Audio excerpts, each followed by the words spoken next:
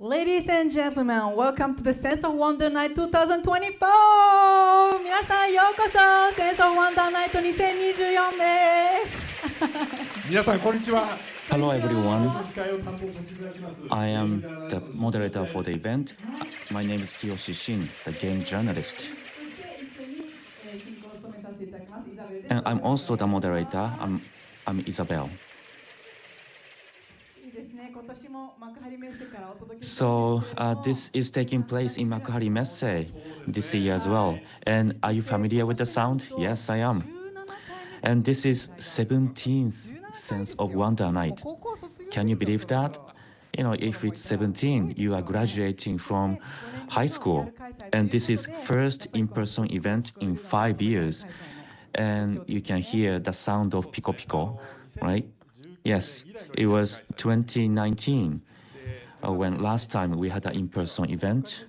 And 17 years ago, the first Sense of Wonder Night was taking place in a restaurant called Noah. It was an even smaller venue, and I remember people were close to each other, and we continued the event for 17 years, and we are grateful. But I do have a vivid memory, but time flies. That's correct. You know, we had a live streaming, we had an event in a bigger venue, and today this is where we are. There must be some people who are watching the Sense of Wonder Night for the first time. So can you introduce the concept? Yes, a Sense of Wonder Night is an event that aims to discover game ideas that will trigger a sense of wonder, meaning a feeling of something changing in people's world the moment they see or hear the concept. Yes, this year,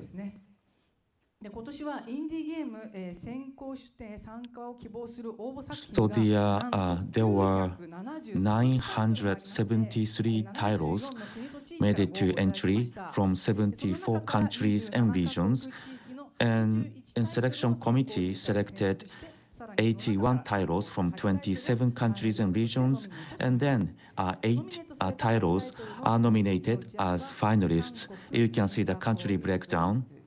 1 title each from South Korea, Singapore, Germany, Italy, and the US, and 3 titles from Japan. Shin-san, you have the all-time high number. 4 years ago, we had 286 titles. The year before last year, we had 583, last year 793, and this year 973. It is increasing. Now we can look at the 1,000 title on the horizon. Well, what we can say is that we have so many entries, and we are grateful for that. So around the world, we have higher awareness about indie games, and we see a thicker layer of the gaming developers. Especially recently, we hear the passion from Middle East, Asia, and also South America. This is the new wave of the game, and what is more interesting is those games are reflecting the cultures and characteristics of the countries. And every time I watch the presentation, I really notice different mindset of different regions and countries. That's correct. Just looking at indie games takes you to the travel around the world. Okay, let's introduce the finalists for this year's Sense of Wonder Night. It has been already made available to the public, and we have 8 titles, and we have 2 parts for these 8 titles. So the first one is the metafictionalized world expression. It is the first theme. Okay, metafictionalized world expression. Okay. And the second theme is strange movements. They are interesting themes. Well, they are short but very interesting themes, and we categorized these 8 games into those two themes. And we look forward to the outcome of the Sense of Wonder Night. And we are offering a prize for the winners of the awards. We have technological game, arts, experimental game, game design, and presentation. So there are 5 awards, and winners of these awards will get $500 each. And winner of Audience Award Semi Grand Prix will get $500. And then Audience Award Grand Prix winner will get $3,000. That's remarkable. I was wondering which title will get the prize.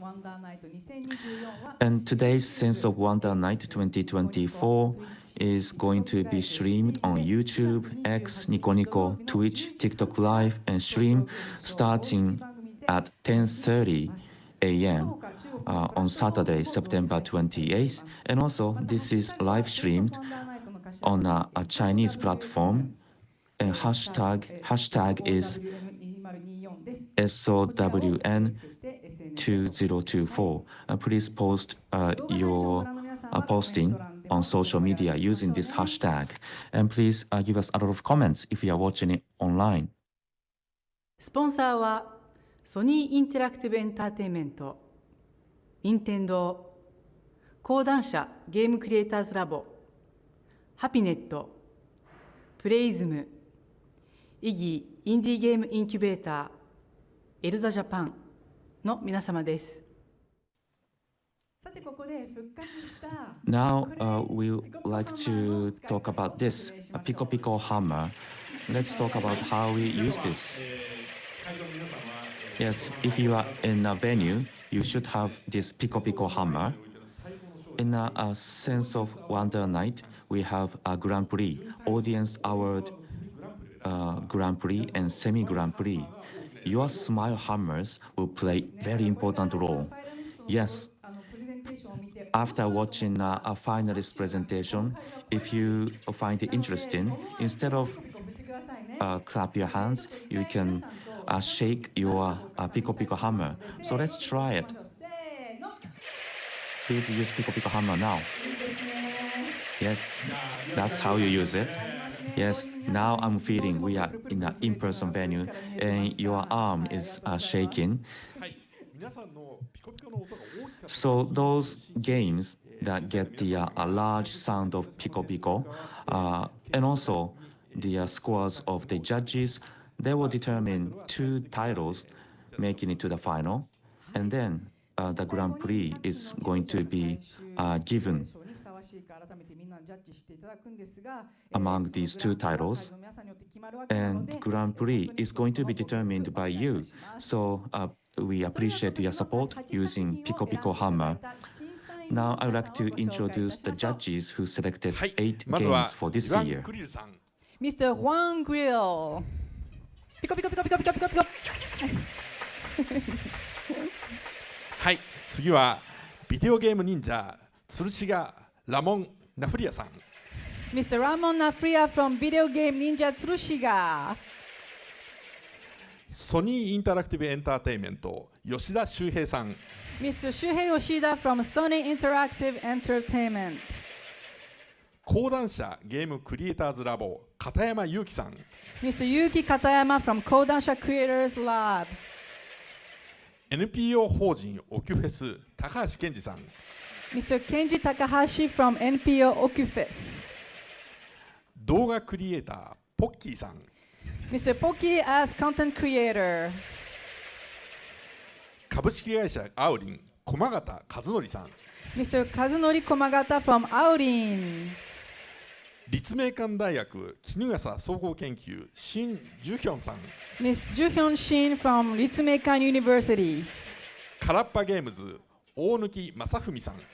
Mr. Masafumi Onuki from Karappa Games. そして私新居氏の10名で厳正に審査をさせていただきました。はい、 And そうなんです。 myself, Akiyoshi Shin. These are 10 judges. We had more than 900 games. How did you judge them? Well, we have a rigorous process. We have a preliminary selection process, And those games that got through the process are judged by our judges. And it was a very hard process. We achieved this because of the support from so many people. So thank you for that.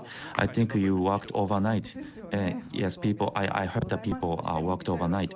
So thank you for that, and thank you for your contribution today. So we are going to start the presentation of 8 games for this year's Sense of Wonder Night 2024. These are the first 4 games, Metafictionalized World Expression. So, are you ready?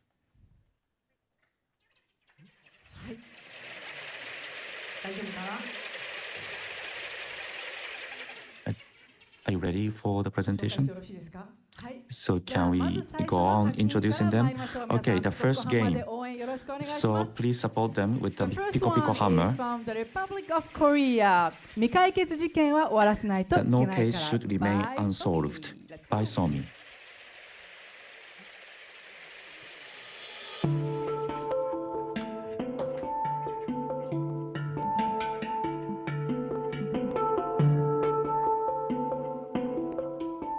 Hello, I'm Somi, a solo indie game developer from Busan, South Korea.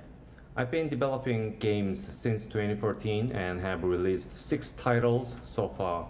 My main works include the Guild trilogy, which includes Replica, Legal Dungeon, and The Wake. And in January this year, I released No Case Should Remain Unserved.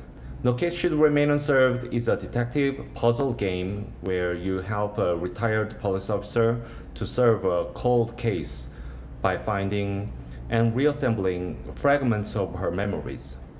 Like putting together a jigsaw puzzle, determining who was speaking in a conversation and in what order the statements were made will help players realize why a girl's disappearance remained unsolved for years. I hope you will enjoy my game, and it is available on Steam and Nintendo Switch now. Thank you so much for inviting me to Tokyo Game Show and selecting me as a part of the Sense of Wonder Night. It is a great honor to me. Thank you very much.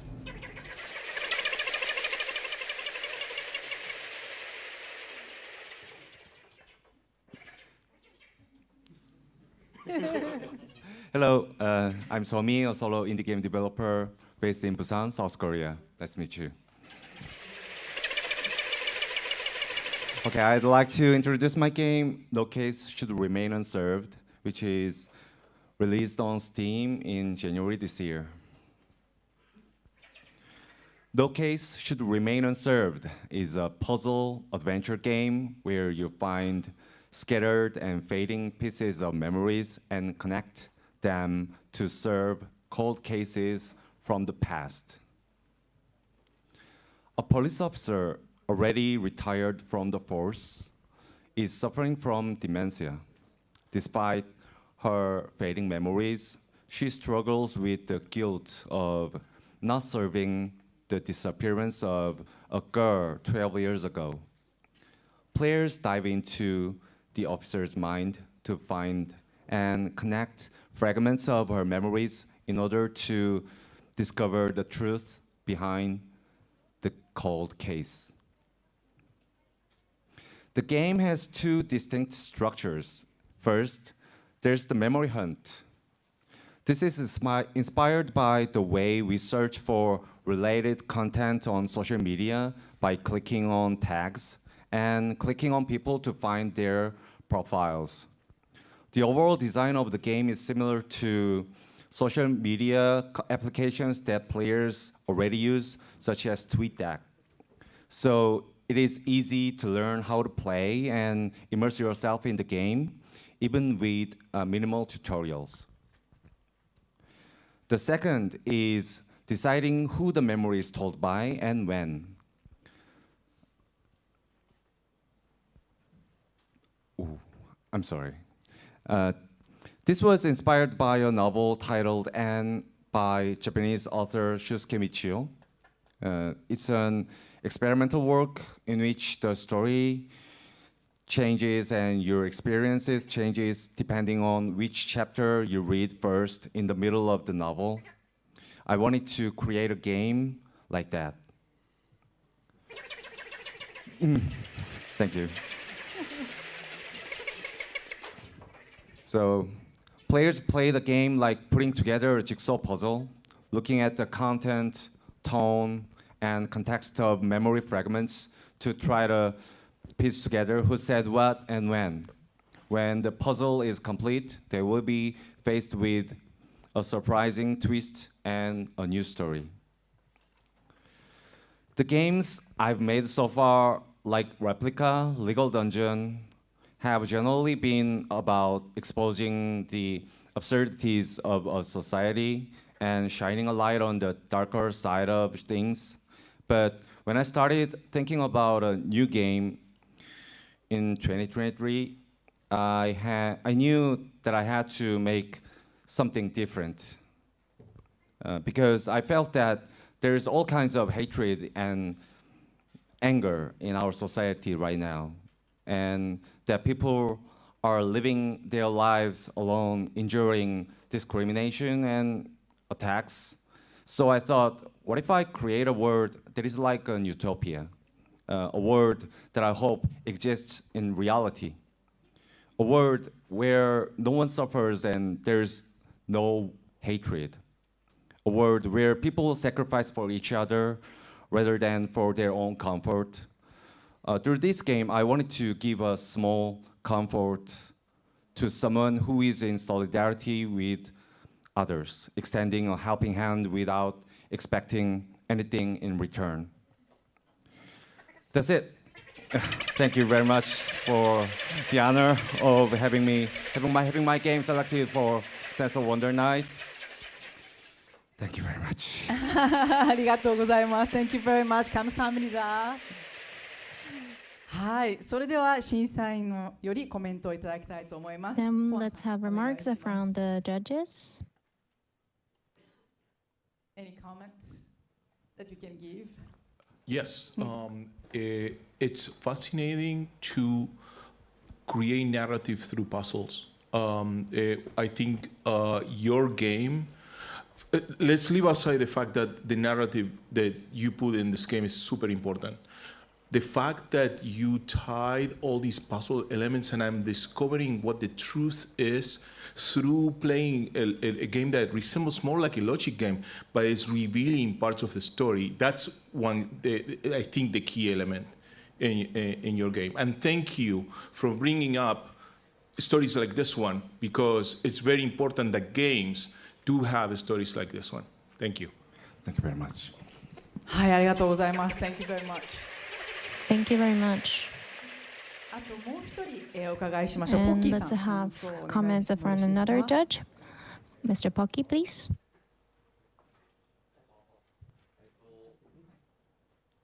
ちょっと待ってくださいね。マイクチェックします。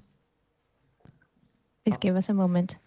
僕もこのゲームやってみてすごい斬 I 新で played this game and I thought it is very new, a puzzle for people who are not good at puzzle games or this kind of games. You start with a first-person point of view. It is very easy for you to immerse in the game, 苦手な方とかでも楽しめる作品になっている and it is a title that can also be enjoyed by people who are not good at puzzle games. And 僕はすごい then the names and titles will be revealed as the story reveals, and then it is very enjoyable はい、ありがとうご to ざいました。 see how the story 大決議 unfolds. 点が終わらないといけないからでした。 So ありがとう thank you ござい very ま much. した。 So Thank you so that's much. no case should remain unsolved by Somi-san. Thank you very much. はい、続いては2作品目 Then にな let's り move ま on す。 to the 2作品目は second from title. Singapore. Let's Build a Dungeon by Spring Loaded. Here we go.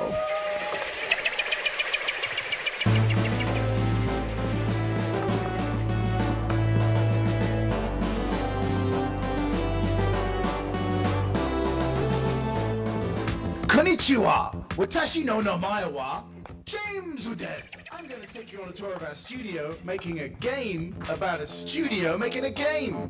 Spring loaded! In our game, Let's Build a Dungeon, you get to manage a team of developers, much like I manage this team of developers. They draw monsters, dungeons, and buildings in order to make an amazing RPG, just like players in our game also get to make an amazing MMORPG.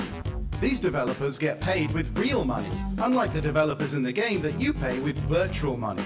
Look, this is CZ. I hired him for my studio, but you can hire him too, or someone just like him to work in your virtual studio. These are our old games. This is our new game, Let's Build a Dungeon, which of course is our best game. Thank you for including us in the Sense of Wonder Night at Tokyo Game Show. It is a great honor.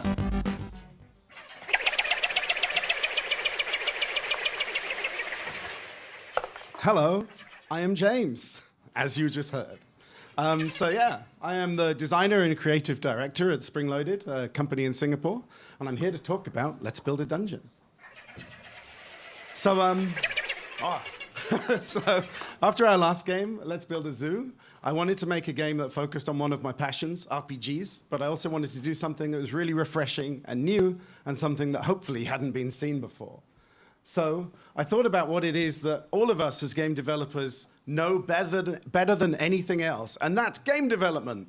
And I asked myself, why is there no simulation game that delves into the deepest possible aspects of our industry? There's nothing that is hyper-realistic, that explores what it's like to employ people, come to shows like this one, deal with people like Microsoft and Nintendo, deal with just all the stresses of user acquisition, everything to do with our industry.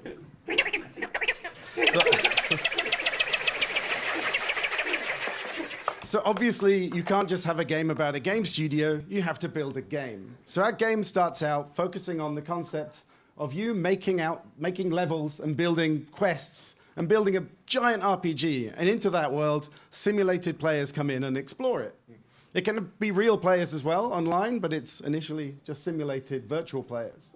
How would you know if your game was actually well designed? Well, again, we just look at our real jobs. We use analytics to determine what things are happening in your world. What quests are people dying in? Where are they dying? How long are they taking them? So, for example, if you have a quest to beat a giant boss, but people are dying in the first room, being killed by a really terrible skeleton, you can lower the damage on that skeleton. You can move them. You could increase the damage that the swords do that the people are holding, the heroes themselves. But obviously doing that will mean that the characters become stronger and throws off the entire balance of your whole game. So this analytics system shows heat maps and basically everything that you could ever want from an actual development environment, but also allows you to react to players in real time. If you, for example, make a quest that can't be finished, players will respond by leaving you a bad review. So that's the game part.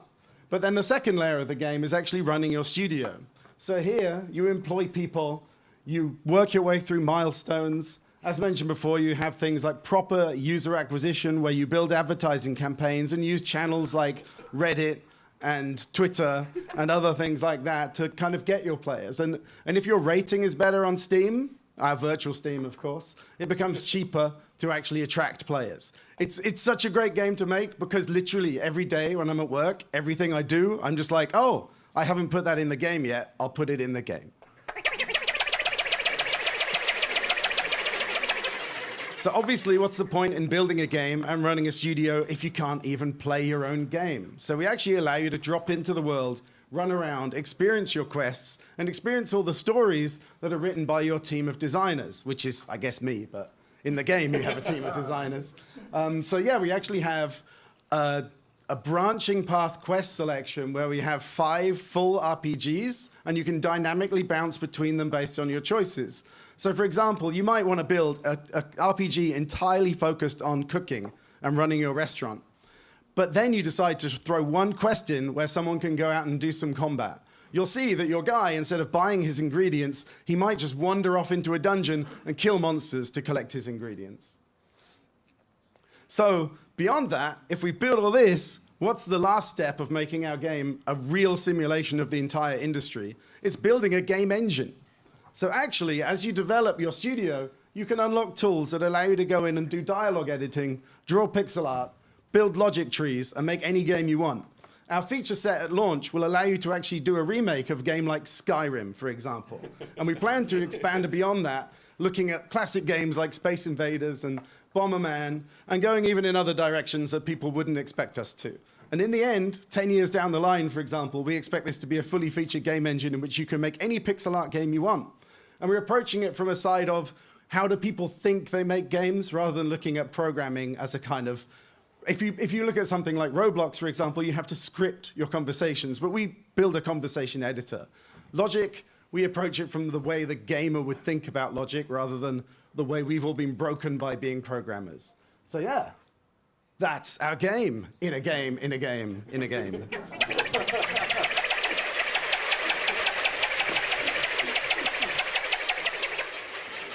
Thank you. Thank you very much. ありがとうございました。Thank you very much. ジェームスさんはもうゲームを作ることそのものを楽しんでる感じ So がし the ましたね。 James is really enjoying making games, so we felt that. So let's hear from Takashi-san. Yes. So I think this is the first game development simulator. So it's a first of its kind in the world. So it takes time to feel sense of wonder playing this game. So when I felt a sense of wonder was this moment when,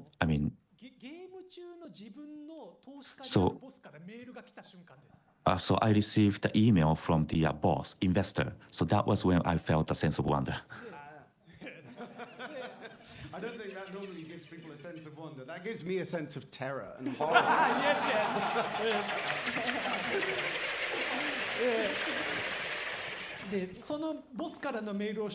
So I received the email and I laughed and I shook the hands.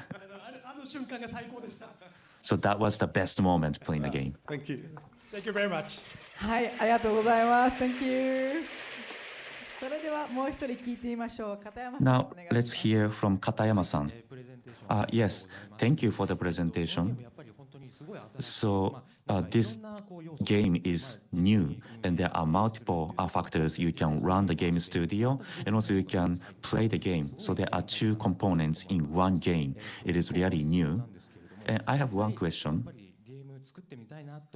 So there are some people who want to make a game, but people can actually make a game playing this game.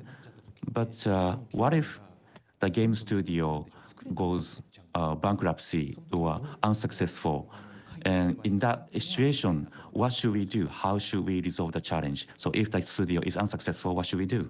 So there are many things you can do. So the game is actually online, so you can play with your friends and build a game together and collapse your companies into one.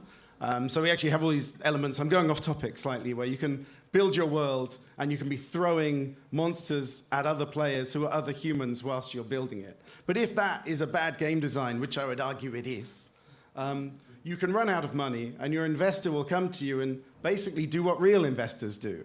He will make your terms worse. So he'll be like, oh, I was taking 50%, now I'm taking 70%. Now I'm taking 80%, now I'm taking 100%. Now I'm taking your firstborn child. And so it will just get more and more ridiculous, the things that you lose to your investor, who will keep on funding your game. But it will be impossible for you to make profit. But you can just have fun making the game, just being like all other indie devs, never making any money. リアルな話ですね。面白い話。耳が痛いです。はい、ありがとうございました。That's really interesting. はい、 Yeah. ありがとうございます。Thank you so much, James. Thank you. Let's build a dungeon でした。It was a Let's Build a Dungeon. Thank you. はい、続いて3作品目です。3作品目は From Japan on Life Motion Learning Life Evolution by Attracture. Here we go.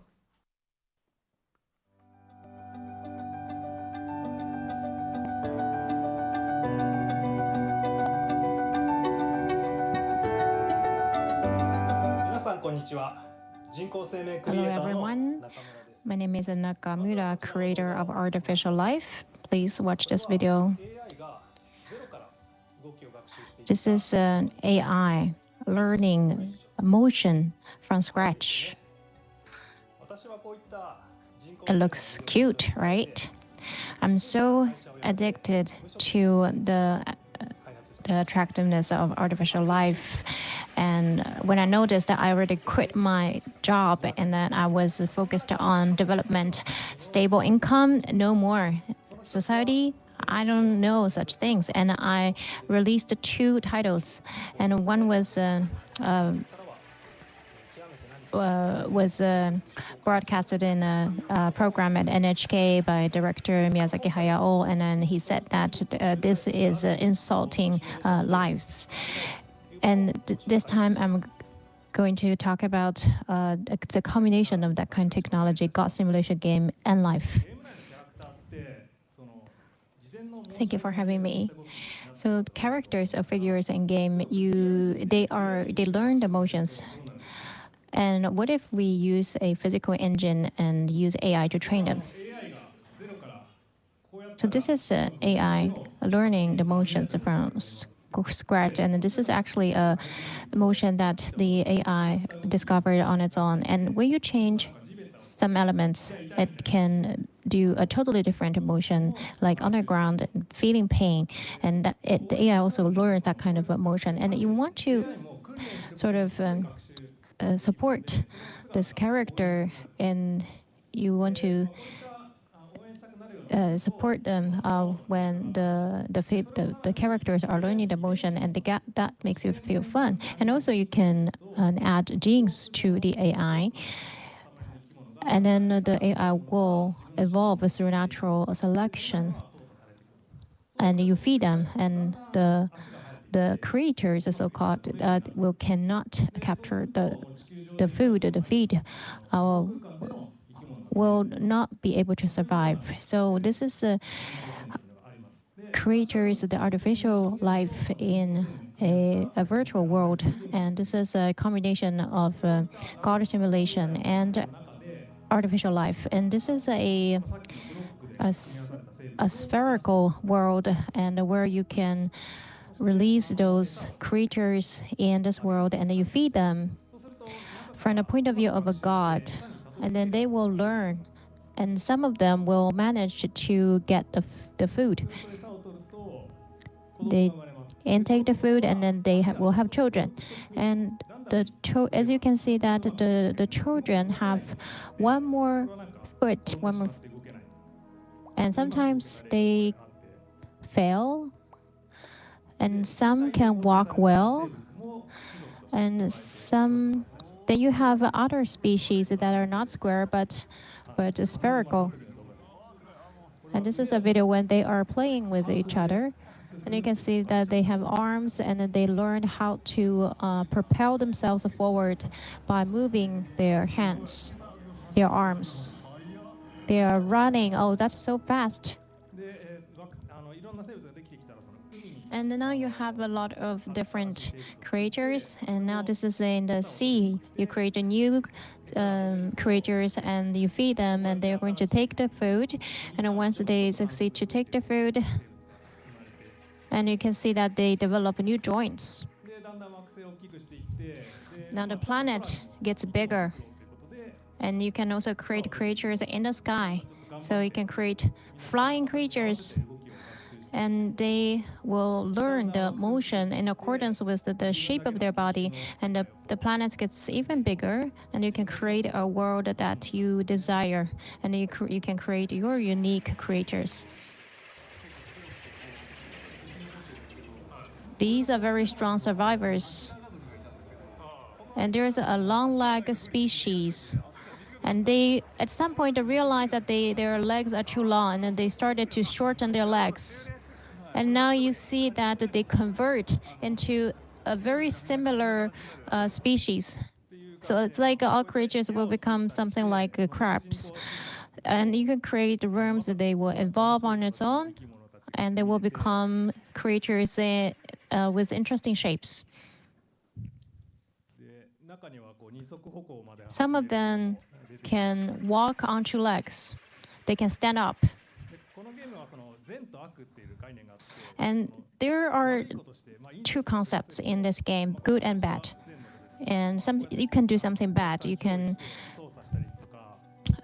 drop this fire and you can burn the things that you don't like. So then you can accumulate the evil karma, which will enable you to release more powerful attack. And you can change the environment, and these are aliens, alien species. You can create your own world.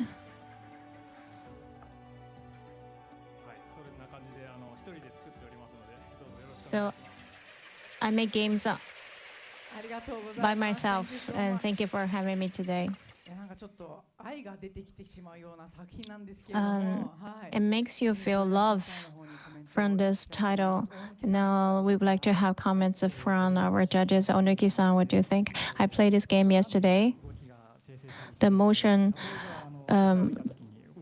learning, when you feed them, they move, and some can reach the food, and some are too clumsy to reach the food. And the ones who can get the food will evolve, but you feel bad for them, so you put the food next to the clumsy one. That is like when you are having a small pet, like when you are taking care of them. And there are many games where you grow the characters, but usually you have the specific species, they have fixed emotions,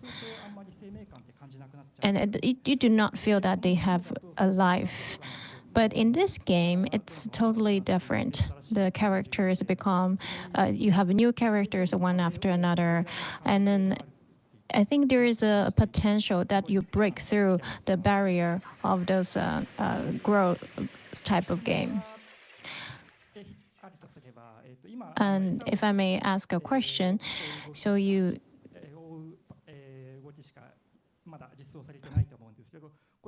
currently only have the move to place the food.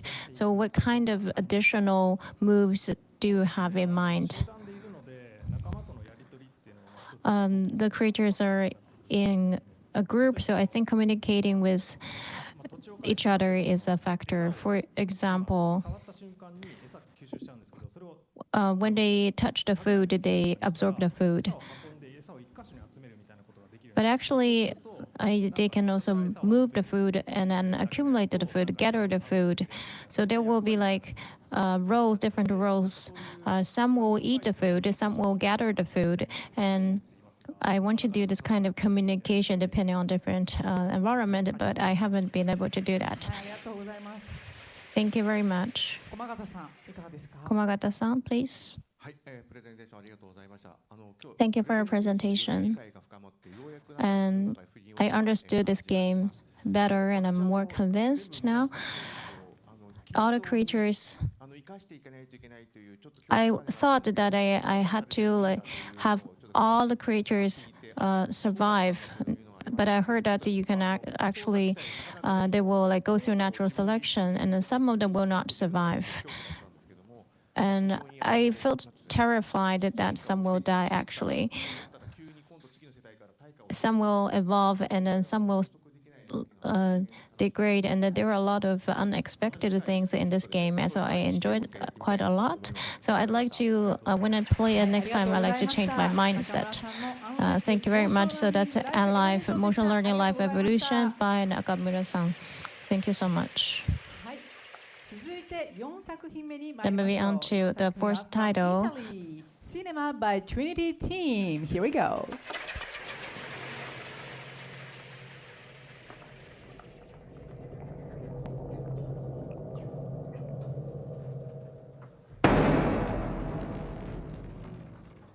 Hello everyone, I'm Fabrizio Zagaglia from Trinity Team, the author of Cinema, and he is Paolo, our boss.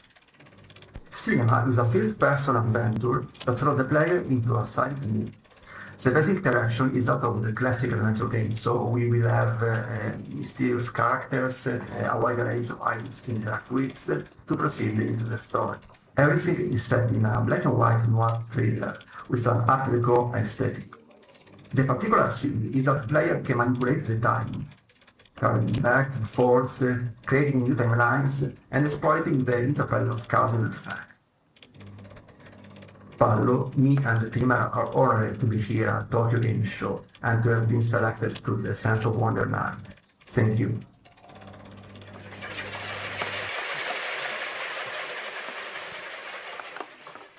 Hello again, I'm Fabrizio Zagaglia of Trinity Team from Italy. Okay. And this is Cinema, a first-person adventure game of genre noir thriller, so it's crime, mystery. And the particular thing is indeed the player can manipulate the time. And on the visual and aesthetical side, cinema is inspired by all the silent movies.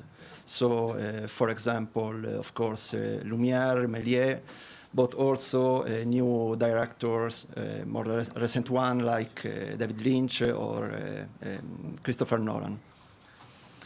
On the gameplay side,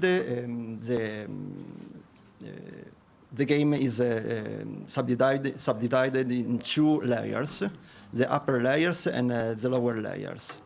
On the upper layers, the player can act like a director. So there's an editing board where there's film strips that represent a timeline.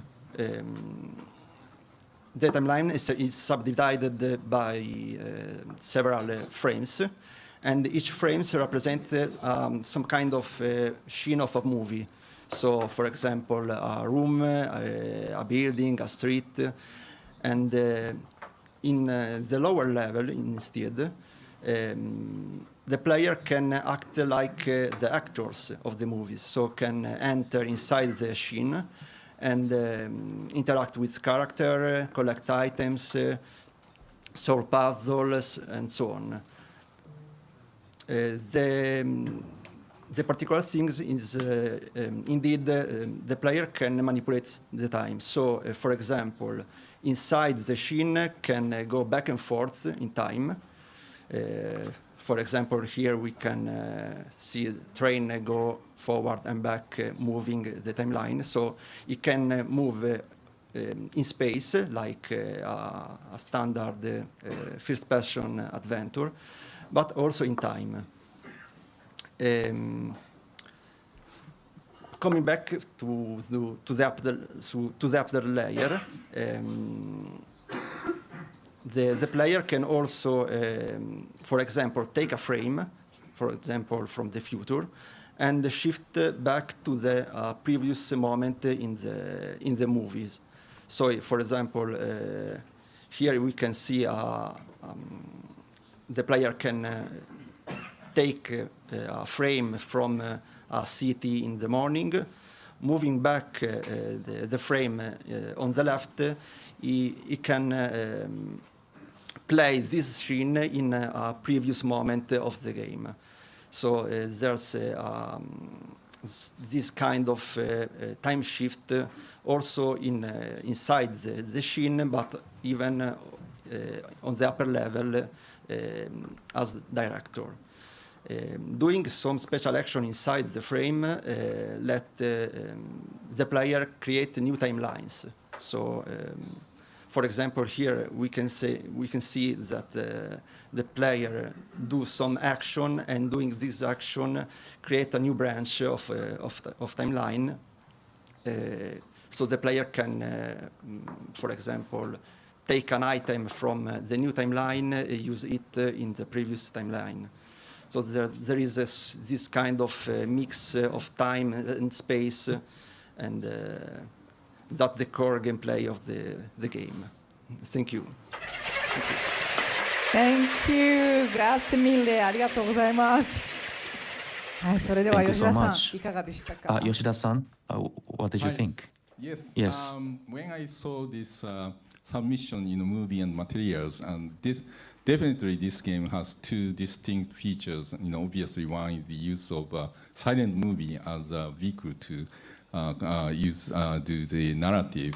And I don't remember any other game that have done that in a totally black and white and silent way. That really was kind of shocking, when the other feature is the time manipulation, very complex kind of puzzle adventure, which I totally didn't understand how it worked. But because of that presentation in silent movie style, that really made me intrigued and wanted to try the game. And I was able to try the game yesterday, and I enjoy the game. So I think it is very smart for you to choose that silent movie style to make your game stand out and make people want to try, because the gameplay itself could be really difficult to communicate. So in your early development phase, which came first, the use of silent movie style or the actual gameplay idea? At the moment, I think the gameplay side. So we have to build up the puzzle side. So it's not easy to think about puzzle both in space but also in time. So the current challenge is find this kind of enigmas puzzle that match the progression inside the story. So. Yeah, okay. And the use of silent movie style save you money for hiring voice actors, so that's really good. 本当ですね。Thank you. ありがとうございます。 Ciao Fabrizio. I have to say several things about your game. First of all, is that the art style is impressive, so congratulations. I have to say that you have put some references, for example, Metropolis. Recently, I watched Metropolis, that is based in a novel from 100 years ago.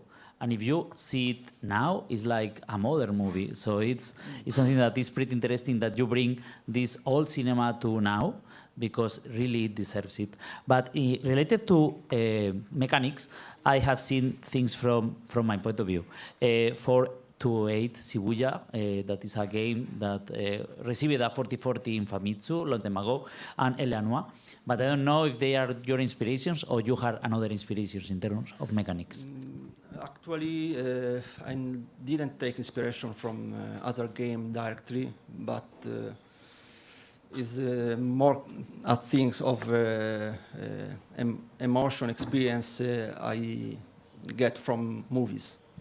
So I saw some movies. I thought, yeah, that could be a good game. Some part of this movie can be good for example, the time elements.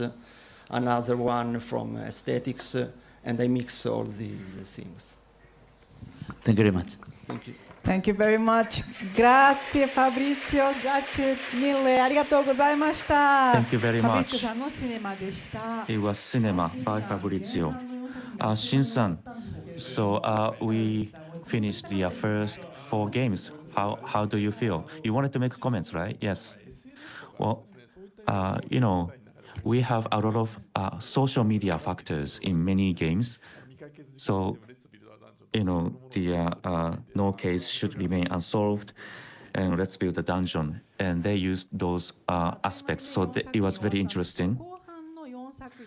So we have 4 games in a latter half. So the second theme is strange movements. Playing the games, it gives you strange impression. Let's move on to the second half. From Japan, Who Pizza by Doi Nobuhiro. Here we go.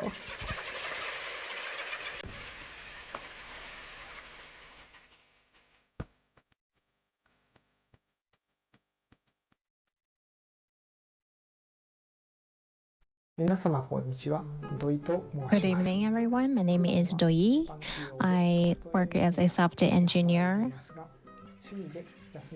And my hobby is to create experience type games on my vacation.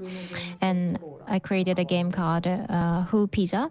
And instead of using a game controller, I use a hula hoop type of game controller to play this game. No matter how old you are or your body shape, you can enjoy this game. And I hope many people will enjoy that.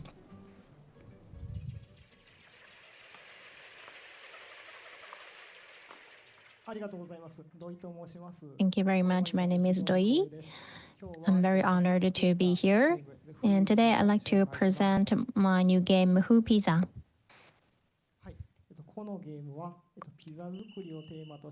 This is an experiential game themed around the pizza cooking.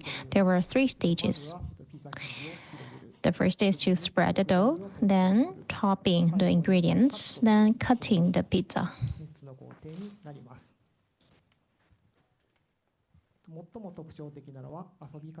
The biggest feature is how to play. Instead of a conventional game controller, a player uses a hula hoop shaped game controller. The controller can detect 4 motions. For example, during a game, you can spin the controller, the hula hoop, then you can spread the dough. And it might be hard for you to imagine, so I'm going to do it for you to show it how it's done.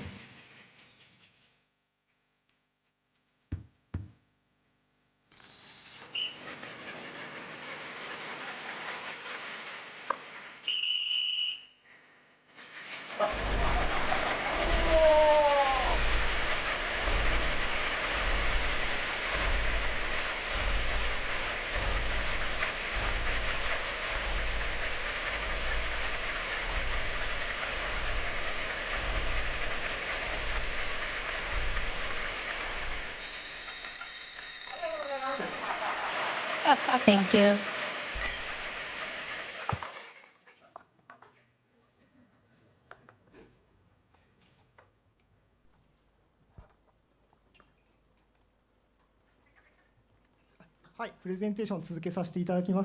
Let me move on.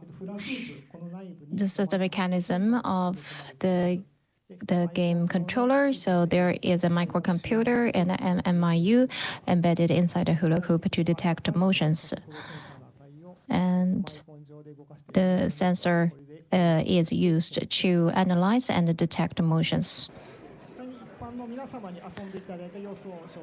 This is how it looks like when the players play the game.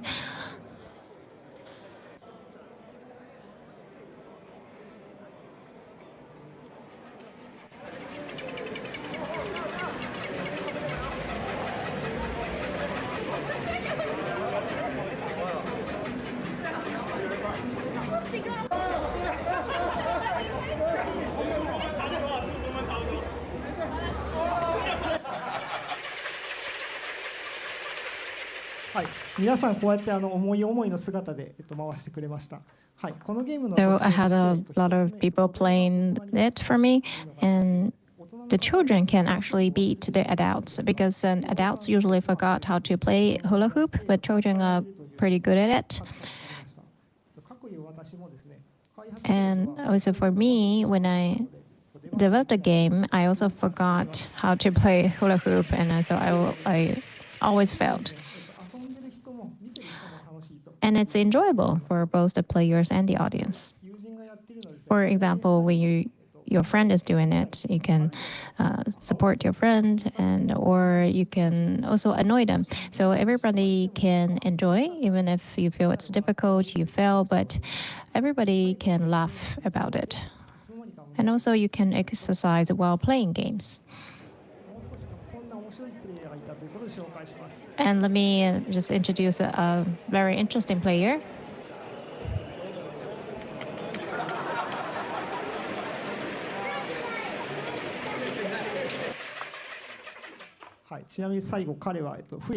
And by the way, other children told him that the points are not increasing, just to annoy him. And that's all for my presentation. Thank you. 楽しそうですね。シンさんいかがでした？ That looks very fun. Shin-san, what do you think? Thank you very much for your presentation. And it is a game that can be enjoyed by everyone, and not only the player, but also the audience can enjoy this game. I also tried it, and it is very difficult, and I had a very good exercise. And especially when you spread the doll, you have to, it is the movement is very similar to how you control the hula hoop, but I wonder, like, how did you combine those two ideas? So that was, I was very curious about that. So actually, I made this hula hoop controller first, and then I thought about what combination should I make, and then I thought of the dough spreading motion at the restaurant, and I thought that the linking those two can be interesting. Onoki-san, what do you think? So first of all, I think this idea is spectacular. And children can beat the adults, as you said. After I grown up, I stopped playing hula hoop, so it was very difficult. And I was amazed at how difficult it was. And I could only spin it for 3 times and it fell. So games are difficult, and people want to make games that move according to what you think, but through this game, it made me realize that it can be quite a labor-intense activity to play game. So that's Who Pizza from Doi-san. Thank you very much. From Germany, Hyper Wobbler by Robin Borgenten. Let's go.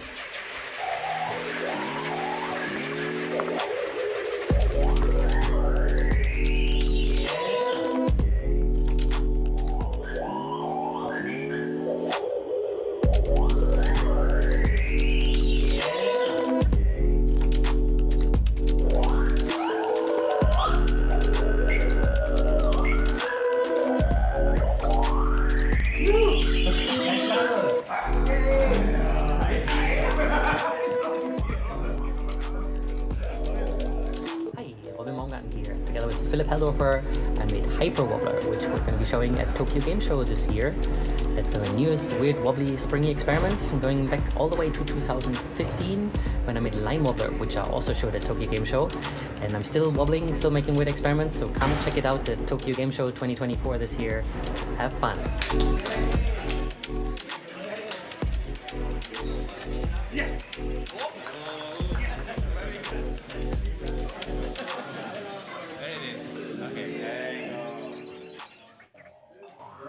Hello, I'm Robin Baumgarten and I make weird wobbly installations.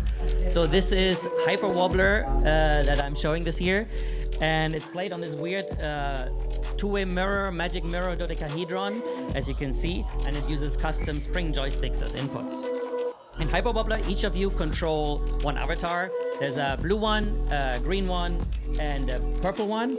So each of you controls them by bending the joystick and moving around, and you're trying to navigate this multi-dimensional space to reach your goals. And your goals are to pick up these little pickups. They're like yellow dots spotted around the environment. And there's different obstacles to make your life harder. So there's like lava that is orange and enemies that move around and you can attack. And some of them also require cooperation, such as like little things that run away from you, so you need to kind of corner them together and catch them as they move around. And so there's different levels of different increasing difficulty, and it ends in a big boss fight, and that's the whole experience.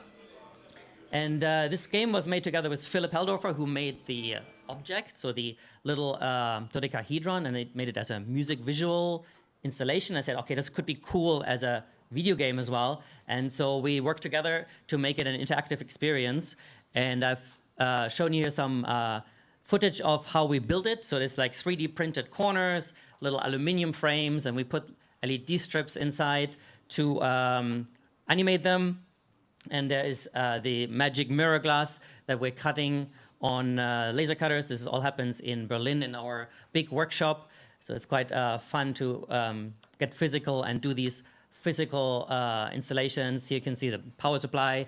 Everything runs on a little Arduino. It's like a mini computer running its own little language. And here you can see our quality inspector hard at work. This is my little dog. You can follow her on Instagram. Her name is Quesadilla. I think she's a little confused.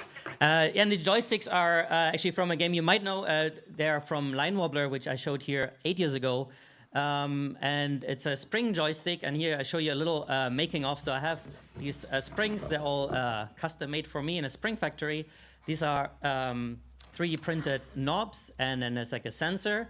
And it's all soldered together. As you can see here, this probably looks very clumsy because I needed to do it one-handed while holding the camera. But this is a little motion sensor that has an accelerometer and a gyroscope, and it's combined to figure out how you move the spring. And it goes inside the spring, as you can see in the next step. And this is also the part that breaks the most when I show these. So it's like a bit annoying to build and service, but over the last 8 years, I have improved it a little bit, and it's working quite well. So then the first version was complete, so you can see how it's looking now. So this was how we tested it. So I actually used like line wobbler boxes there and kind of hacked them to work with this dodecahedron. And this is how they look now. So they have a little button to change because now it's not one dimension, but multi-dimensional. And then it was coding time. So it's written in C++. It's like an Arduino language. And this is a few weeks later. This is like a month ago at Gamescom. It's the biggest game show in the world in Cologne. So there's a stress test, and people managed to break it a few times, but it was good. But it noticed it was too big to transport, so it's this massive box, and in the airplanes, the people looked at me weird, so I built a smaller version that has also LED strips on the outside that I noticed were necessary after the first playtest. So you can see some nice ASMR video of me peeling off the plastic. But that's basically how it looks now, and that's the newest version, and I tweaked the gameplay a bit to make it easier to play. This is me on the way to here, and that's how the game looks like now. And it is using the similar gameplay that I explained earlier, and I tweaked it to see how I can make better and easy to understand for people, and how it works with this sculpture, and that's how it is now. So thank you for listening. Thank you. Danke, danke. すごい綺麗なゲームですけど、駒形さん、 It これ is 実際 a beautiful game. Komagata-san, you played this game. How did you feel? It was interesting, very interesting. So you have to play it in order to understand how fun it is. But in a nutshell, there is a yellow, the game with the yellow Pac-Man, and this is kind of the great game to simulate that. And you have to use a joystick to move forward and stop, and you have to collect orange dots, and there are some obstacles you have to overcome. But and once you understand the rule, that makes it more interesting. So it was really fun. So those who are watching, this is inside the black box of indie area, so please play the game. Thank you. And I have a question.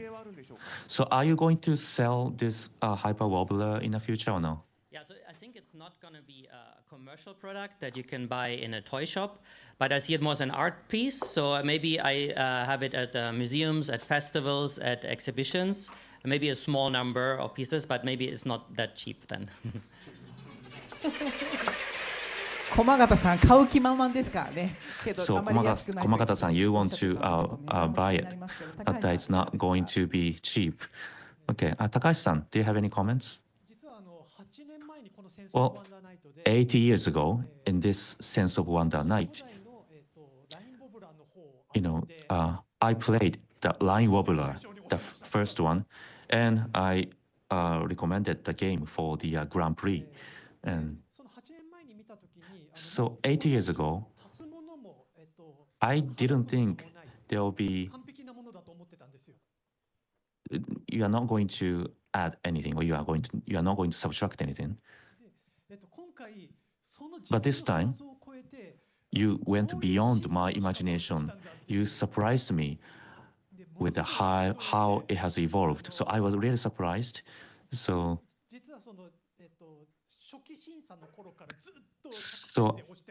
I continue to give 100 points for this from the get-go, from the primitive process. So thank you. Thank you so much. Thank you. Robin-san, thank you for your presentation. It was Hyper Wobbler. はい、続いて7作品目になります。From Japan, Last Standing by Now Games. Let's go.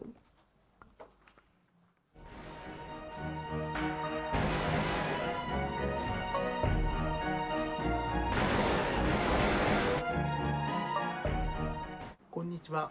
Now Games の Hello everyone, my name is Nao Shibata for Now Games.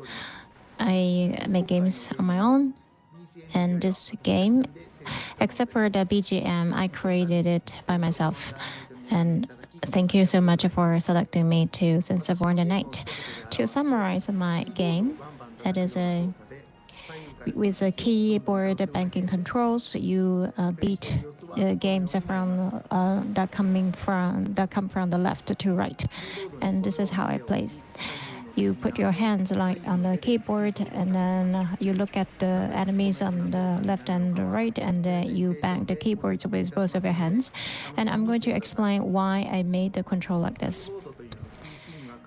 Keyboard is a device that every PC has, but I want to use some new game control, provide some new game control experience to make you feel that something has changed in your world, to make you feel a sense of wonder.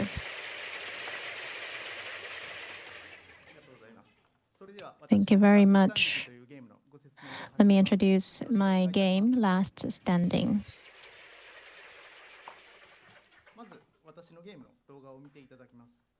I'm going to play a video first. So this is a 2D action game with dotted illustrations. From left and right, there will be enemies, and you need to beat the enemies, and you compete the number of the enemies you beat it, and then there's a feature in the gameplay and the game control, and this is how you play the game. The left side of the keys are for attack, and the right hand side for the right attack. So there are many keys that correspond to attacking, and if you bang those keys at the same time, the attack will get stronger. And in order to attack, you need stamina. So you have to continuously bang the space key in order to recover your stamina. So like this. You recover your stamina while you keep attacking. And when the gauge is full, you can also swing your mouse to use a special move. And this kind of control is unprecedented, so I'm going to show you how you actually play it, and it was also in the video. So the more you bang the keys, the stronger the attack gets. So you are going to use your palm to press the keys, and you bang the keyboard, and you swing the mouse, and it's an experiential type of game. And you can use the keyboards to play as a game that this is, I think, an unprecedented type of game.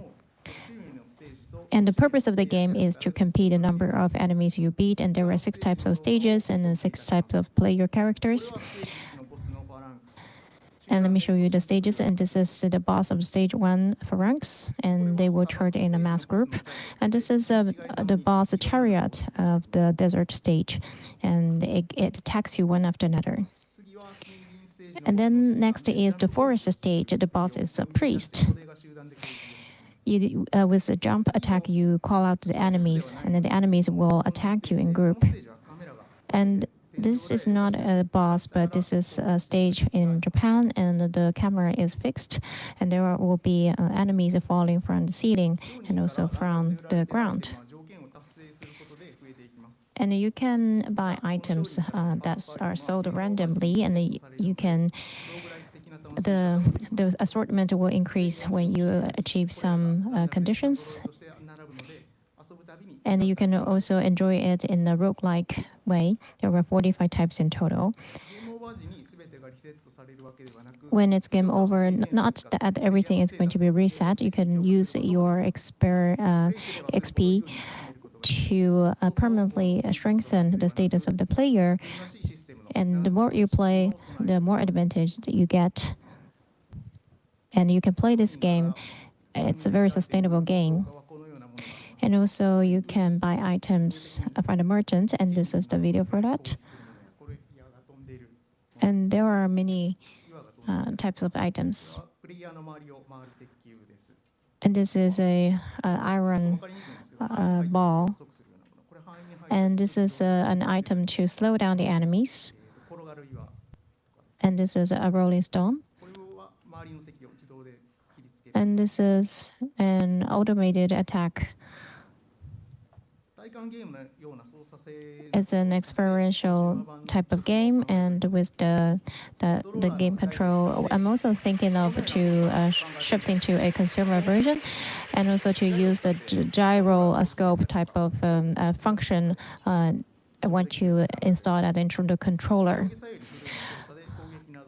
And up and down, left and right, you can swing your body. It is going to be a very different type of control than a keyboard, so it will be a totally different experience. Just to summarize, the biggest feature of this game is to use a keyboard, which is a very usual item, but you can experience something that has never been before.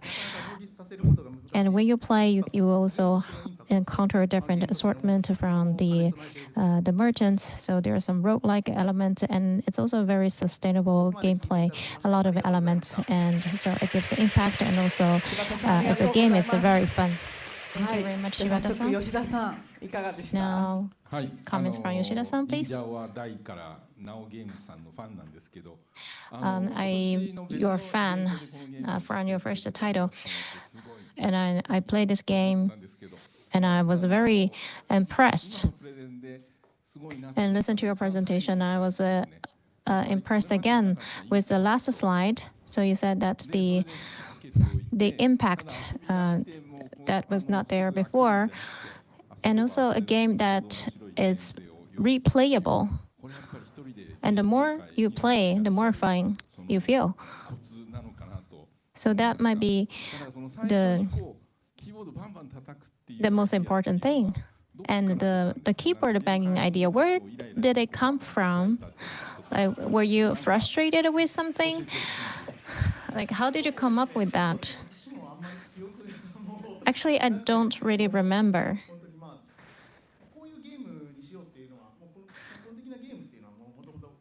And I had the fundamental idea of this game, and I was indecisive about the game control. And I wanted to have something that you can change the level of the power of the attack, and then the keyboard was just in front of me, so I thought just I can use it. I can use the motion of banging the keyboard.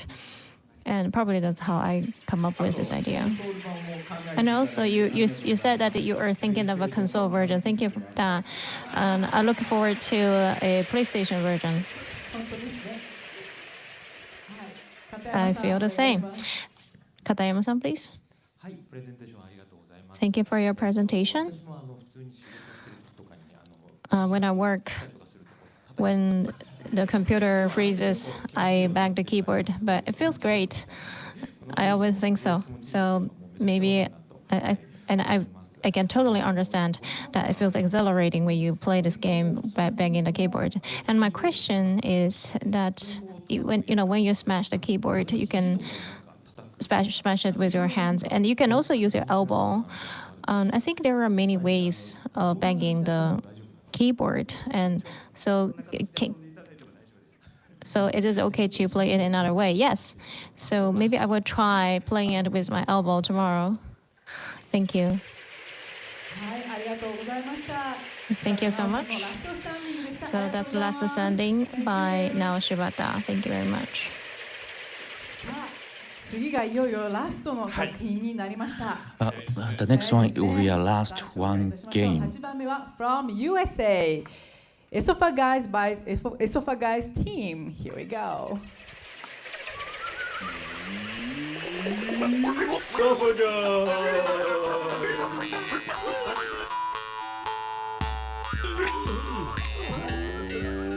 Konnichiwa. Welcome to Esophagus. Stretch your necks with 1 to 4 players, embarking on a journey to reunite your people. Working together, wiggle your way through trials of trachea, challenging your guttural grips. Compete in a variety of minigames, clashing neck to neck in bouts of tourney.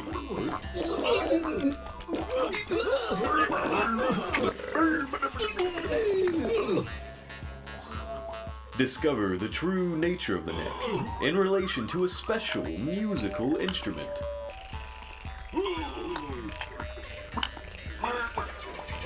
Esophagus is coming soon to PC and consoles.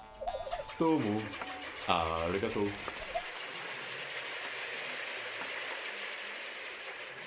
Hi there, thank you. My name is Peyton from the USA, joined by Adrian and Matthew from Canada and Hendrik from South Africa. This is Esophagus, your favorite game about old folks with elongating necks. With 1 to 4 players, co-op platformer featuring a variety of game modes, and very unique character controller accompanied with stylistic visuals and audio. Hi, I'm Matthew. I'm the game and level designer on Esophagus, and I'll be talking about the design aspect of the game. So we have a variety of different game modes in our game with something for everyone. Playing with friends is the main focus of our game. So we designed the mechanics around working together to solve puzzles and help each other traverse throughout the level. Although Esophagus is mostly a co-op game, we wanted to include some content for solo players. So we designed mechanics that worked well on your own, but still have a very fun puzzle-solving aspect. We wanted a shorter mode that's more fast-paced, which is where we came up with mini-games. This is a mode where you score the ball into your monster's mouth and get points. And our second mode is a free-for-all mode. Our second mode is a free-for-all mode where you players pick up fish and smack each other, and that's how you get points. Last man standing wins. We also have one more mode planned for release. And here we have the hub world. This acts as the player's home away from home. Players can find all the different levels and game modes in this area, as well as toys around the area to play with, a shop where you can customize your character, and uncover secrets throughout the hub.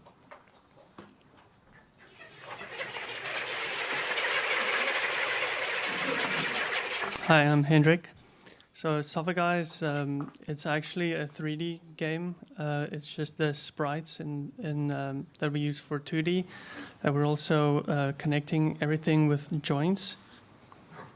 You can bite a bunch of objects. We have dynamic rigid bodies you can bite. So you see the vine you can swing. You have items that you can pick up and throw. And you can also bite other players and make a really big chain and swing across the gap. Splines or curves is a very popular theme in our game because of the necks that stretch. So we also wanted to make the terrain very curvy. So we built like a bunch of tools to bake meshes and use that for the levels. And then we also used splines to control the camera because this is a 1 to 4 player game. If players go far from each other, the camera zooms out, and it also follows along the critical path of the level. So it tells players where is the the direction they need to go. Thank you. Hi, I'm Adrian. I make the art for the game.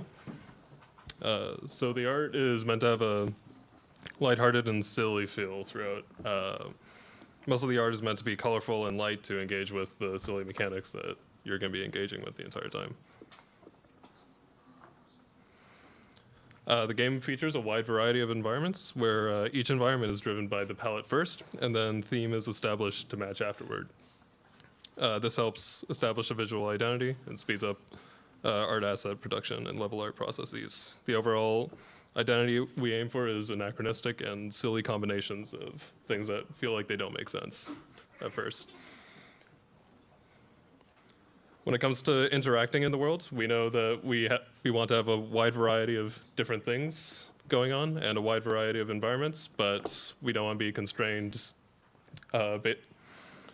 based on like what you're interacting with and by color. So what we eventually settled on is this tree pattern here, which is easily replicable on anything that the player can bite or interact with, from flies to harps to mushrooms.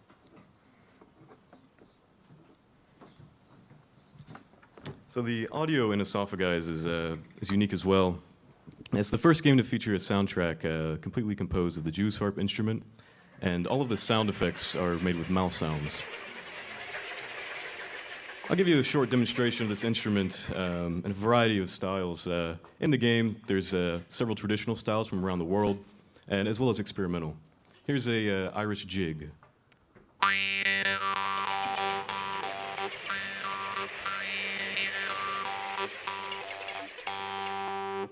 I will also give a demonstration with an Austrian tune with 2 harps.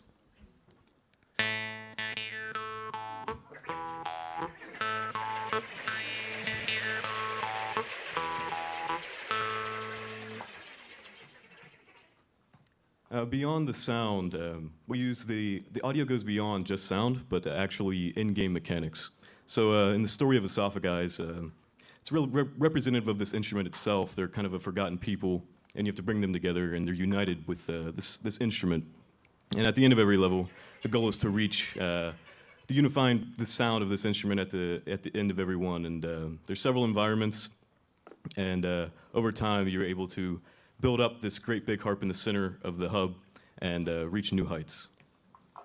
Again, all these sound effects are made with mouth sounds, so really had to push the limits of what I could do. And over 3,000 different unique sound effects, everything from the environment, characters, mechanics, and UI. I'll give you a brief demonstration of the neck stretching sound effect, one of my favorites.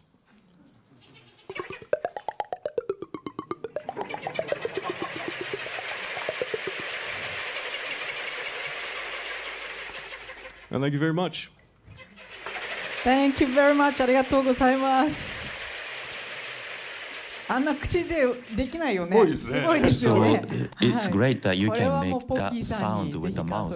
So Poki-san must have something he wants to say. Yes, it's interesting just by watching it, and if I play, that will be very fun. And I post a lot of videos, so I have not played this, but I want to play it. And neck stretching, and that makes it co-op kind of difficult. But you want to also try it, so it's interesting. But one question is, why did you decide to use Jews harp as the instrument? Why is that? The Jews harp instrument is all about the mouth and throat, actually. So just like the curvy terrain in the game, we wanted everything to be neck-focused. That neck-centric philosophy guides our hand.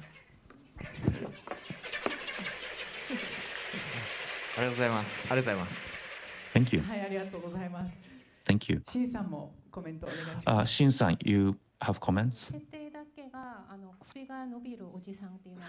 So the middle-aged man stretching his neck is really funny, and I'm looking forward to releasing. And it's not only a single-player mode, and this is co-op mode, and that is one attractiveness of the game. So I want to play that. So thank you. Thank you. So thank you, the team of Esophagize.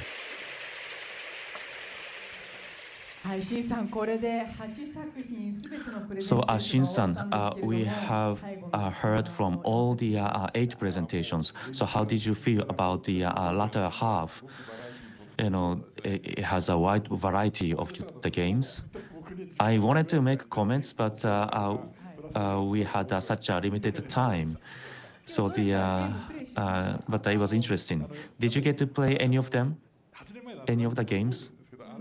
So I remember the Line Wobbler from 80 years ago, and now it has evolved in this way, and I was surprised by that. Okay, thank you. So we are collecting judges' result. So we would like to spend some time, and while we wait for judges' result, we will have a sponsors presentation. Yoshida-san, the floor is yours.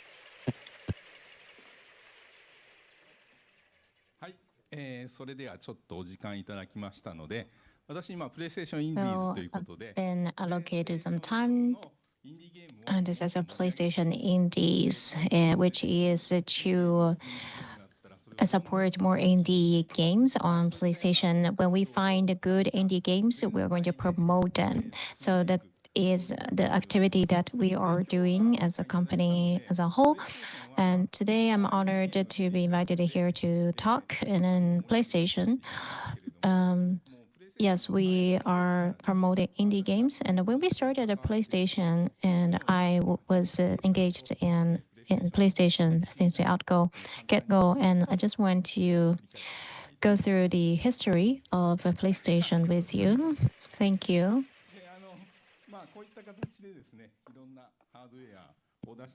Many types of hardwares came out of PlayStation. When we develop hardwares, through the innovation of hardwares and use the hardwares, we want the game creators that can come up with new ideas and to bring innovation to the gaming, to bring sense of wonder, to create a sense of wonder. That's what we hope for. That's the hope that we put in the creation of the hardwares. And for example, a PlayStation 1 CD-ROM and musics became available. And professional musicians, Matsura Masa-san, we had him as the game creator to create a Parappa. This is a rhythm action game. This is the first in its kind. And this is a title that I produced, Ape Escape, for PlayStation 1 for Dual Shock. So there's a controller with 2 sticks. Because there were 2 sticks, and we wanted to design a game that you can only play with 2 sticks. And similarly with PlayStation 1, Pocket Station launched in Japan, a memory card, a computer and memory card and a display are equipped with this hardware. And from PlayStation 1, you can download a mini game like a Tamagotchi, and you can grow your character and then feed it back to the PlayStation. So that's the game that we created, and we won the Game Award. I didn't produce it, my colleague made it. And from PlayStation 3, we started digital distribution, PlayStation Network. And this is the game, Journey, that was created from that initiative. And this is a very small game that you can finish it in 3 hours. And a USC student team created this as the 3rd title of that group, and they won the best game award of all kinds of major game award. So a small indie game can actually bring a huge impact. This is a historic moment, I think. And through the history of PlayStation, we've always celebrated game creators and the new game creations, and we are proud that we were able to support the game creators. And I've been in the game creation for a long time. And I also involved in the development of hardware. So I have the ideas of from the game creators. On PS3, the God of War team use their hands. The video viewer was connected to PlayStation 3 and use a sensor, PlayStation and put it on your head, and you can use the movement of your brain as an input. It's a virtual system. And then when I visited the studio, I tried that hardware, and I became the one to create. And I went into the world of God of War.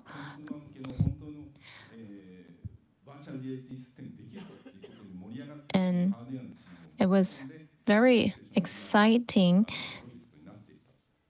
and became a project. And PlayStation works with game creators and the hardware. The collaboration between the creators and the hardware development is very important. I'm running out of time. And lastly,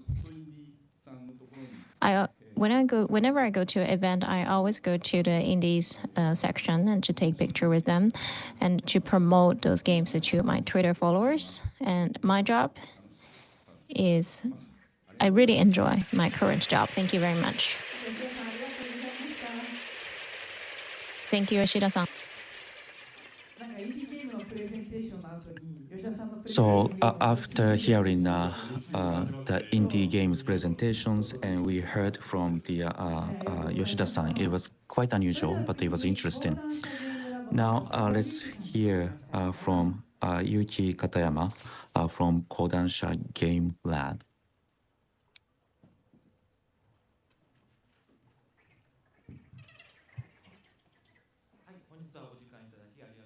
Thank you for taking some time. I'm Katayama from Kodansha Game Creators Lab.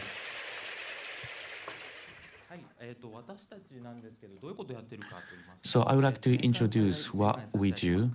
What we say is we offer the maximum of 10 million yen per year. Why don't you create the game you like? So this is what we do. So we have GCLA, Game Creators Lab Audition. You may be wondering why we are doing this. So we are a publisher of novels or manga. We have 100 years of experience, and Ghost in a Shell, Attack of Titan. So we have worked with a lot of writers, individual writers and manga artists. And we want to do more. So the game creators, individual game creators, these are the people we want to work with. We can be an editor, and we can work with them. So that is how it started. So we offer the contest, or give award for new writers or new manga artists. And we have meetings with the creators and support them. And then we move on to publishing, and it grows bigger to IP. So this is kind of the cycle we are focused on. So what can we do as editors? We can do anything. I mean, we can be a counterpart when the game is being created. We can advertise the games, and we can coordinate the schedule, setting certain milestone. And also, we give mental care for creators. Some creators want to talk to us even if it's middle of the night, and we are happy to talk to them. They may have some obstacles and some struggles, and we can listen to them. And also, we can introduce tax accountants. So it's not only about supporting the game development, but we can support game creators in many ways. Why do we do that? Because we want indie game creators to focus on creating their games. And we have been doing this for the past 3 years, and we have a lot of games. We have 32 games. Bokura really stands out. It has been played by many people around the world. So we want to have more applications for indie game creators. So please visit the website of Kodansha Game Creators Lab. If you are interested, please visit the website. Thank you. 片山さんありがとうございました。 Thank you so much, Katayama-san. いや本当にいろんなチャレンジが年々増えてます。 So many challenges every year. Yes, in Japanese markets, there are many ways to raise funds, and I think it's a good thing. A good environment is being formed for indie creators. And before we announce the Sense of Wonder of Night Award, we would like to invite our indie ambassador Pocky to offer the awards for the Pocky Award. Please come to the stage.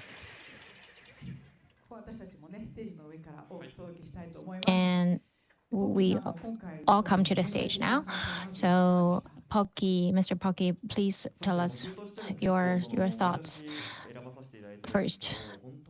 And every year I get to select the game titles, and I choose the titles from the point of view of a video creator.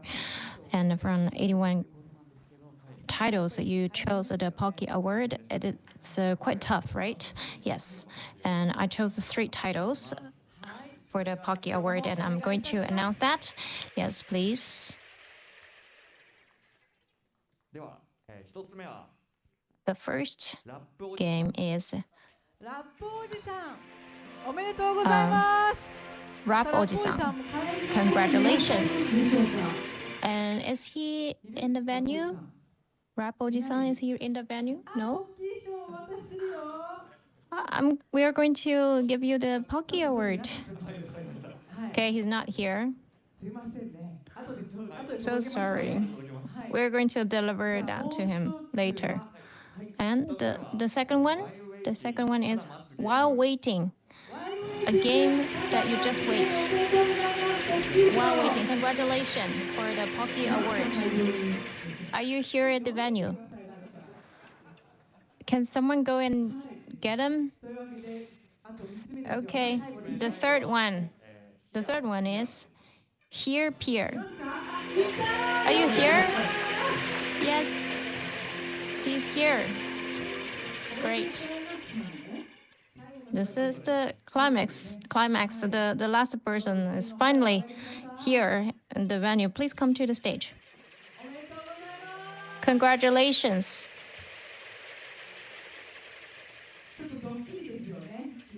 It's a surprise, right? You must be surprised. The Pocky Award is announced here. It's a surprise announcement. The trophy is given. Congratulations.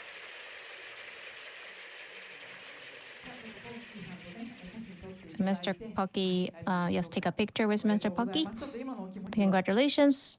How do you feel now? I'm very surprised. Thank you.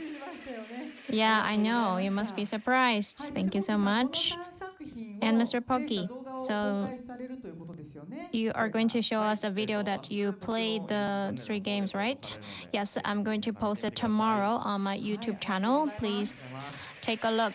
Thank you. Congratulations. Again, congratulations. Now you may go down. Yeah.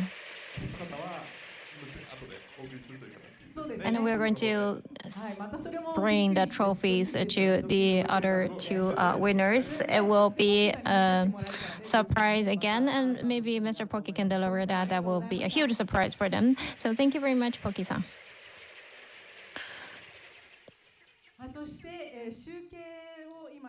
And now we are calculating the votes, and it's very hard to score, I think. Yes, And yes, there is a very important role for the audience, and please stay with us till the end. And Shin-san, do you also score this time? Only the last part I'm going to judge. There will be two final titles, and the winner will be decided by your voting with the sound of the Pico Pico hammer. The judgment is.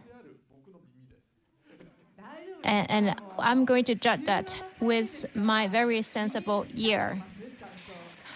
And are you really training your ear so well? Yeah, I've been doing it for 17 years, so I think my ear is actually deteriorating. Yeah, so please swing your hammer well.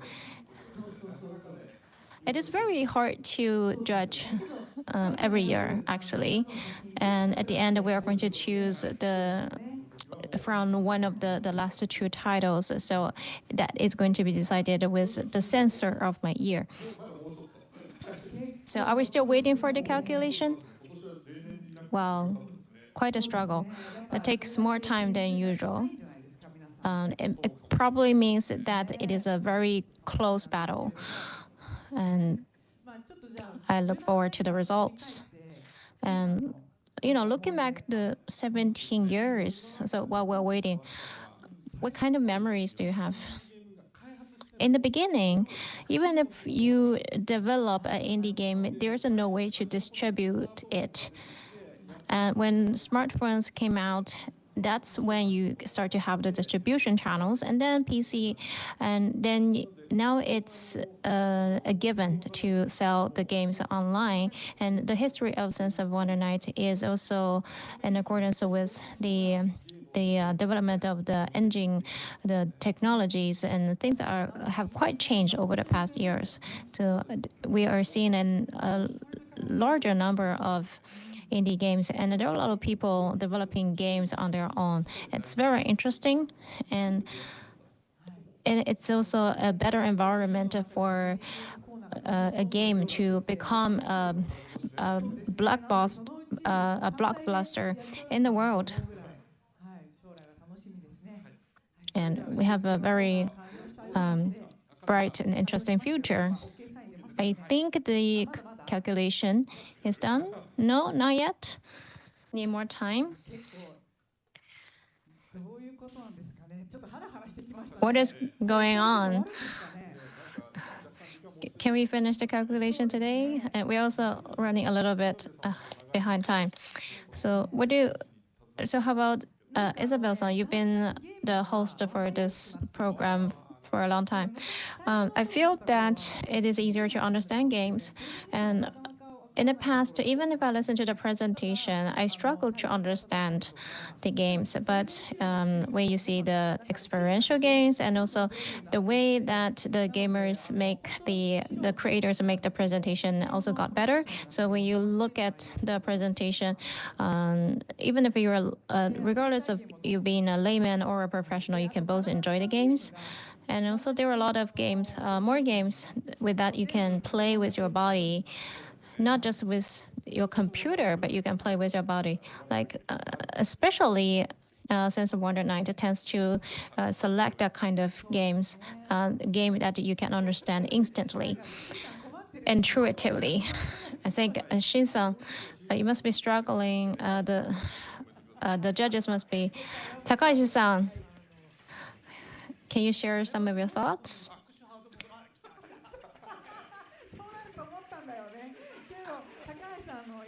Okay, the calculation is done, but still, we want to hear the comments. Okay, but let's announce the result.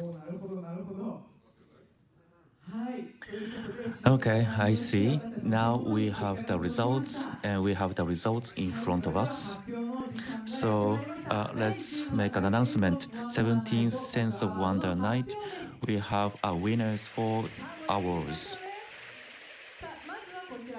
So the first award is Best Technological Game Award. Shin-san, please. Yes, Best Technological Game Award goes to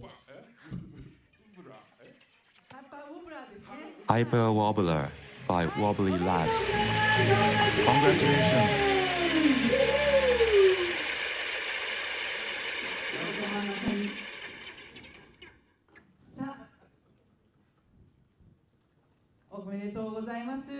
Congratulations, this is your trophy.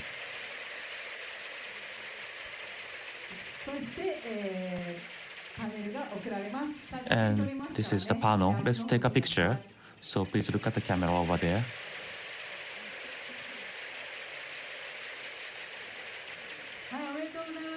Congratulations.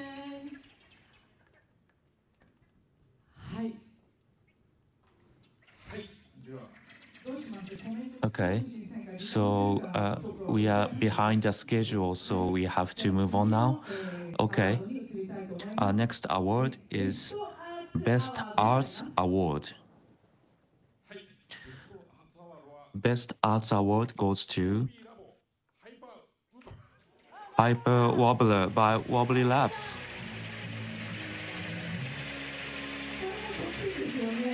So it was another surprise.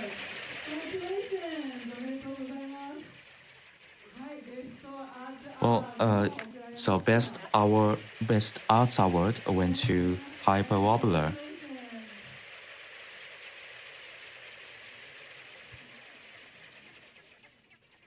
Okay, thank you.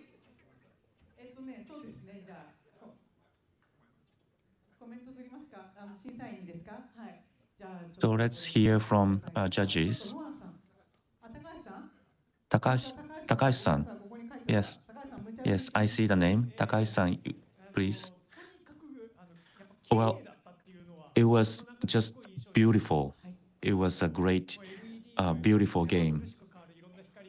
LED, flashing lights, amazing for your eyes. And you have to play in order to really understand how fun it is. It is a whole night you can get to play.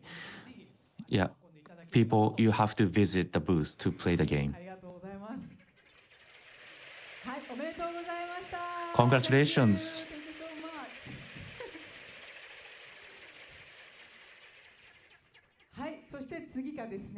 Okay, our next award is Best Experimental Game Award.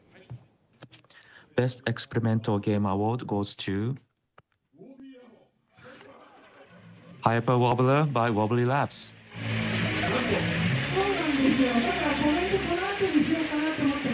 That's why I wanted to wait for judges' comments later, but here it is. Congratulations.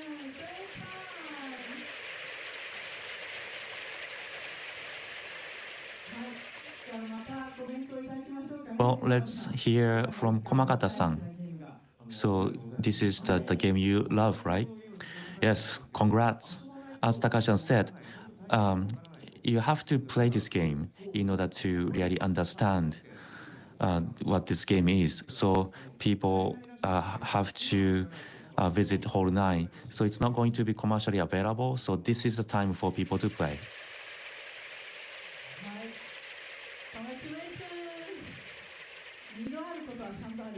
So we have a saying, what happens second time, happens third time. So I was wondering what's gonna happen next for the next award.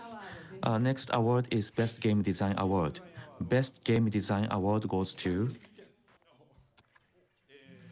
No Case Should Remain Unsolved. Congratulations. So he came here first and he won the award. Congratulations.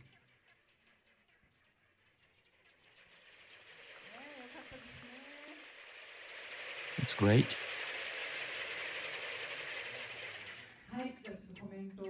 So let's hear the comments from Takashi-san. Well, I was not expecting that, so you have to give me some time to think about it. You know, what happens second time happens third time. So, well, it's about UI UX. Your UI UX was new. It was an unprecedented game design. And And I was wondering what was the motivation behind this, and then you mentioned the motivation and the PlayStation, and that really made sense to me. So thank you. Congratulations.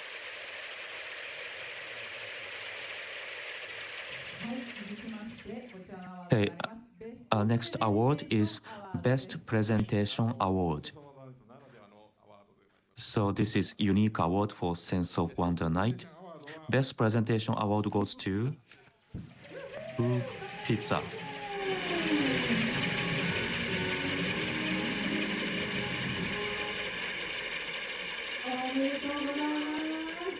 Congratulations. And you get your trophy.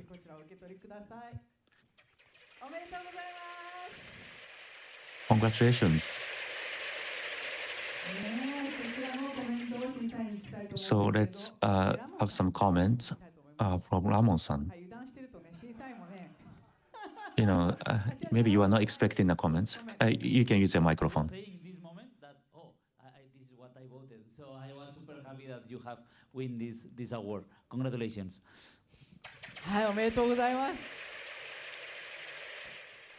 Congratulations.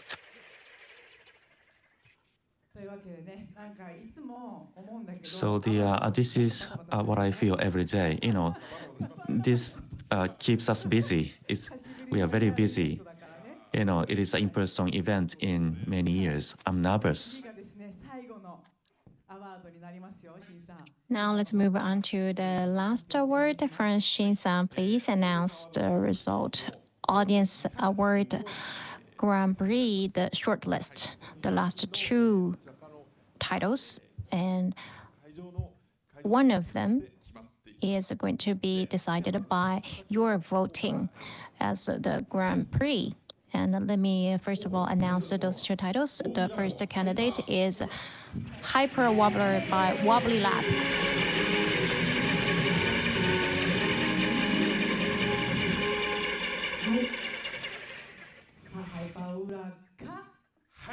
Hyper Wobbler, and the second candidate is Esophagus, the last presentator, the one that is the elongating neck. Please come to the center of the stage.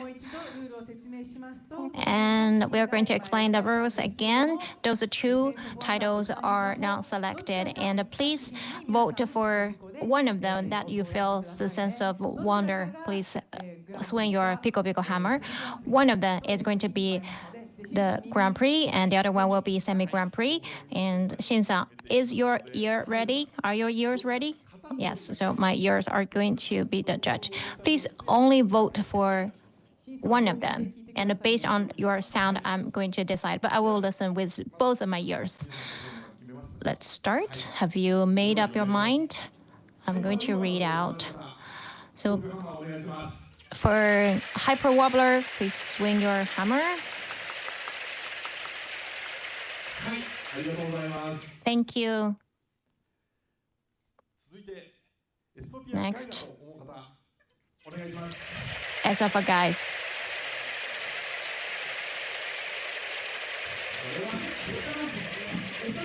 Hold on.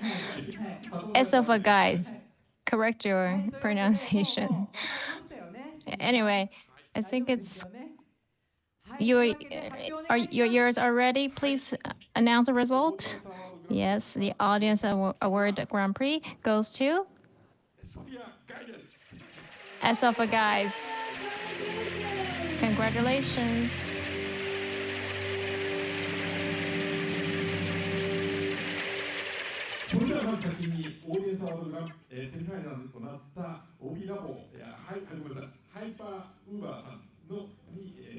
So now let me hand over the Audience Award Semi Grand Prix to Wobbly Labs. Congratulations. Now let us hand over the trophy to you, and the presenter will be Yoshida-san from Sony Entertainment.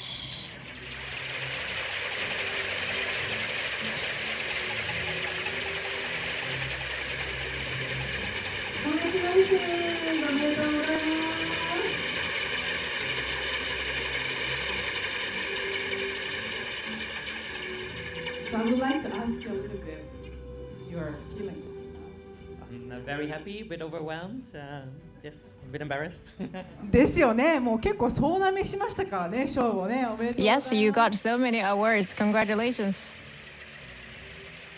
はい。じゃあ、しんさん、次お願いします。 And Shin-san, please move on. And now I'd like to give Audience Award Grand Prix to Sophia Guy. いや、なんかまだ違う気がするんだ。Still, his pronunciation is wrong. Esofa guys. The trophy and the $3,000 prize. The presenter is Juan Grill.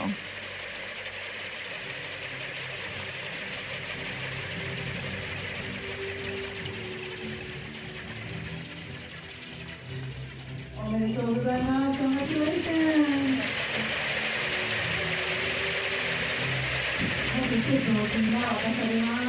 Now the prize is given $3,000.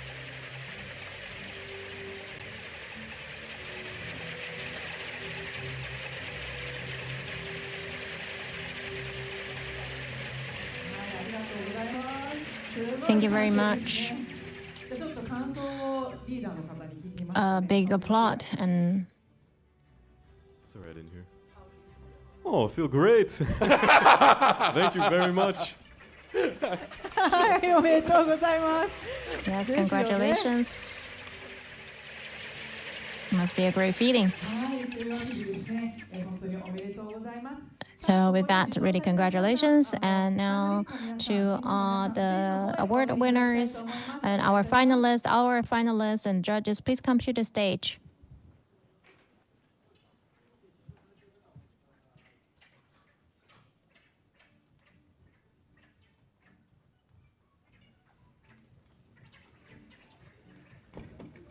The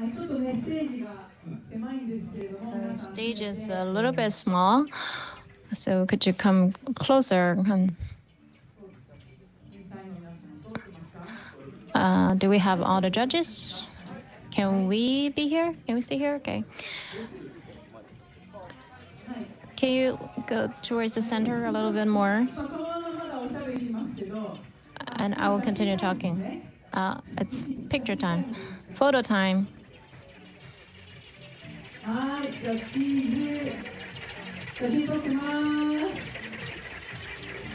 Now we are taking pictures.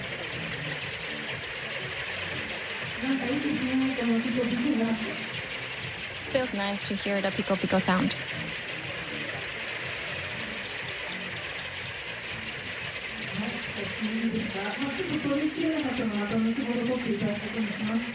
You can take photos later. And so Shin-san, this is the 17th iteration of Sensor Wonder Night, and we are coming to an end. What do you think? I only look at the last result, so I don't know the process of the calculation. But I think it must be in a very close fight battle.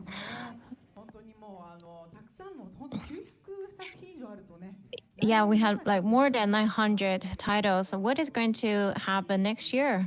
It must be very interesting, exciting next year. And I hope that we will see the people this year, next year as well, and more new titles next year. And so thank you very much for the finalists and the judges and also the audience for your attention. And see you again next year at Sensor Wonder Night Tokyo Game Show. See you next year. Thank you very much. スポンサーはソニーインタラクティブエンターテインメント、任天堂、講談社ゲームクリエイターズラボ、ハピネット、プレイズム、イギーインディーゲームインキュベーター、エルザジャパンの皆様です。